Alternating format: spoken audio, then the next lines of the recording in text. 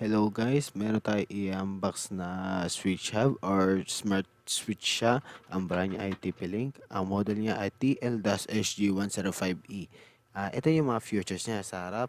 Pakipost na lang at sa ibang parte na box. Ayan, pakipost na lang kung gusto makita yung detalye na maayos. Ayan, meron siya 1000 Mbps at meron siyang customer care service, ganon. At sa ilalim, then, ayun, i-open natin siya. So, ayan. Tanggalin natin sa plastic. Sealed po siya. So, na yun, bubuksan na natin sa gilid. So, ano merong mga laman niya? So, na yun, kukunin na natin yung parang box na maliit. So, itatapat agad natin yung unit itself agad. Ayan, meron siyang 5 volts and 0.6 na amperes at reset button at yung para sa pitan niya.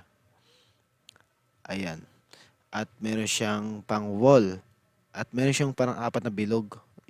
May nilalagay dyan parang rubber siya. Parang di siya ma-slide. Meron siyang kasamang yun. So, ayan. Tapos sa harap, 5 ports na gigabit. Ayan. At power. Then, ventilation. Nasa gilid. Pati sa kabila. So, metal casing siya. At meron siyang installation guide. Ayan. At meron siyang adapter ng 5 volts and 0.6 amperes. I-post na lang kung gusto niyo makita na maayos. Ayan. At yung rubber niya, ayan. Ilalagay sa ilalim niya para hindi siya dumulas. Ayan. So, ito yung mga kasama niya.